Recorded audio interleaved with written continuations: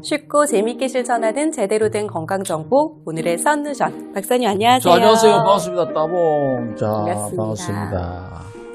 여러분 잘 지냈어요? 반갑습니다. 오늘은 올해는 유달스럽게 좀 심할 수가 있을 것 같아요. 여름철 때면 가장 제가 제일 싫어하는 거예요. 저는 진짜 막 너무 싫어가지고 이거 싫어하는 게 별로 없는데 이건 네. 진짜 싫어해요. 여름만 되면 우리 집이 비상이 걸리는데 여름철 불청객인 모기에 대해서 한번 이야기해 보려고 합니다. 특히 이제 최근에 모기 활동이 증가하면서 말라리아를 포함한 여러 감염병 위험이 높아지고 있는데요. 이를 예방하고 모기에 물리지 않는 방법까지 선누션을 드리겠습니다. 네, 박사님이 뭐를 싫다고 한 적 별로 들어본 적이 없는데요. 아, 그래요?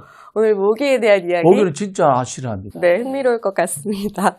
아니, 본격적인 여름이 시작도 안 했는데 모기가 벌써 보이더라고요. 맞아요. 또 그리고 또 실내 온도가 높아서 그런지 겨울에도 모기가 종종 보이곤 하더라고요, 박사님. 그렇죠. 지금 이제 원래는 모기는 딱 정해진 시간이 있는데 요즘 1년 내내 아파트 생활하다 보니까 그런 경우가 많아요.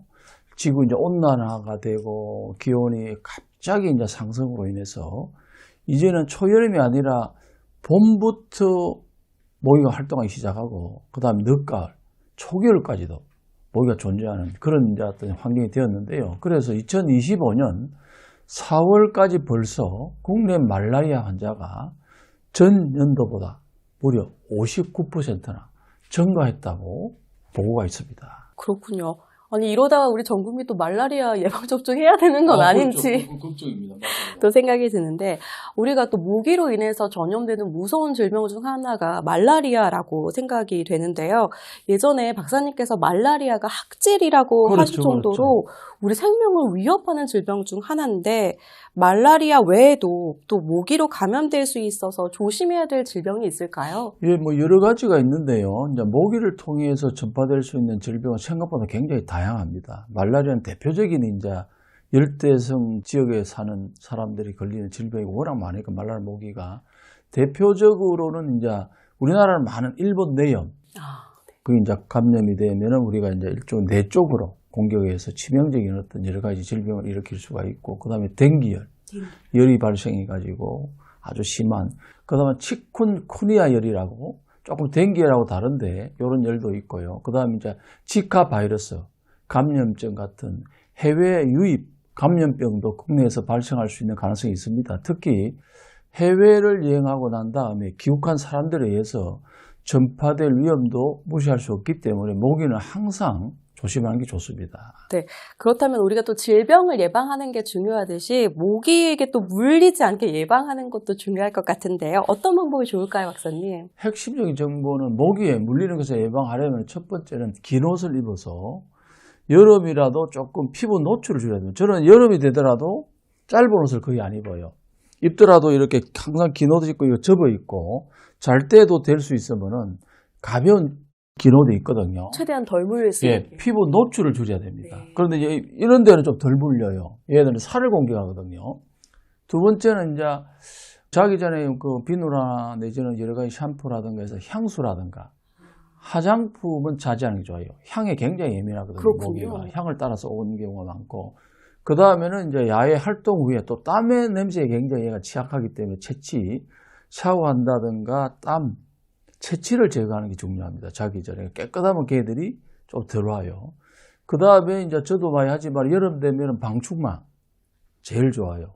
방충망을 전체 치든가 아니면 모기장 네. 치든가, 그 다음에 이제 환기구 덮개 있잖아요. 그쪽으로 많이 들어와요. 이런 것도 조금 예방을 해서 우리가 그 철저하게 대비하면은 여름철 건강이 중요하기 때문에 모기로부터 조금 해방할 수 있을 겁니다. 보통은 이제 뭐 모기 기피제 같은 거 이제 많이 사용하시는데, 저도 그렇고 좀 아이거나 모기 기피제 좀 화학 제품이라고 기피하시는 분들 많거든요. 또 이런데 박사님께서 부담 없이 사용할 수 있는 천연 기피제를 만드는 선누션 준비해 주셨다고요? 예, 이거 아주 도움이 되는데요.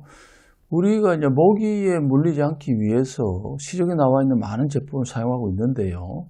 이런 제품들이 이제 인정을 받은 제품이라고는 하지만은 아주 찜찜한 부분들이 있거든요. 그래서 제가 그 몸에도 좋고, 그 다음에 모기 예방할 수 있는 천연 모기 기피제 만드는 방법을 알려드릴 테니까 사용하면 좋을 것 같아요.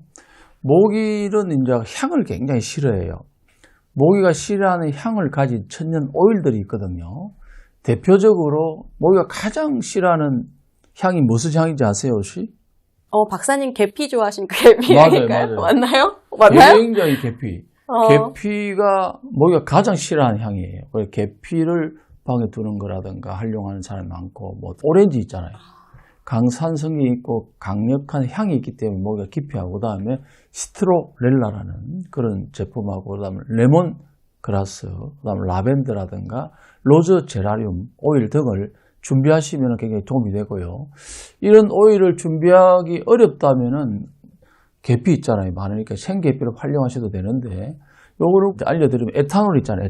에탄올 30ml에다가 정제수, 일반 물보다는 이제 정제수 70ml, 3대7 비율로 한 다음에 앞서 말씀드린 천연 오일 한 10방울 정도 혼합해서 두게 되면 그 향이 그 모기를 기피하게 만들고, 그다음에 향이 있기 때문에 또 수면에도 도움이 되고, 그게 좋아요. 그러니까 이게 제일 좋은 방법이고, 에탄올의 경우는 손소독제 사용하던 것을 활용하시는 것도 한 방법입니다. 그러면 그게 디퓨저처럼 스틱 같은 걸 안 꽂아놓고 그냥 그대로 만들어놔도 되나요? 그렇죠, 그렇죠. 디퓨저 해도 되고요. 그냥 향이기 때문에 그 향이 강한 방향성이기 때문에 그대로 두더라도 이게 충분히 역할을 합니다. 그랬군요. 혹시 천연 기피제긴 하지만 그래도 주의해야 될 점이 있을까요? 예, 있습니다. 가능하면 이제 어린이는 아무래도 피부가 약하고, 그 다음에 이런 것들도 눈에 들어갈 수 있기 때문에 조심하고요. 그 다음에 피부보다는 섬유에, 아니면 자는 침대 주위에 좀 뿌려주면 도움이 되고요. 성인의 경우도 피부에 테스트로 뿌린 후에 특별한 반응이 없으면 어른들이 이렇게 기피제를 밖에 나갈 때나 모기가 너무 어떤 좀 예민하게 반응한 분들은 피부에 바로, 어른들은 사용할 수 있고 가볍게요. 그런 방법을 사용하면 도움이 될 수 있습니다. 그리고 또 이제 너무 많이 붓는 사람들이 있거든요. 그렇죠. 그런 사람들은 혹시나 이제 뭐 한의원에 가면은 침으로나 이렇게 조금 제거를 할 수 있는지. 모기가 이제 너무 가렵고 부은 경우에는 따뜻하게 좀 덜하고요. 그 다음에 한의원 오시면은 침이나 거기에다가 뜸, 아니면은 심한 경우는 부항을 해줘요. 살짝 피만 내주면 금방 덜 가렵고 빨리 회복되니까, 모기로 인해서 어떤 사람 많이 붓는 사람들은 한의원에 오셔서 치료받으면 도움이 많이 될 수 있습니다. 좋은 팁입니다. 네. 그래서 오늘의 썬루시를 한마디로 정리하면은, 물린 후에 긁지 말고 건강하게 모기 퇴치하자입니다. 네. 오늘도 이렇게 썬루션을 들어봤는데요. 한의학에 대한 더 많은 이야기와 건강 정보가 필요하다면 댓글과 함께 구독, 좋아요, 알림 설정 꼭 해주시기 바랍니다. 사실력, 건강은 우리의 전부입니다. 정확한 건강 정보는 상당히 중요합니다. 건강한 모습으로 다음 시간에 꼭 만납시다. 만납시다.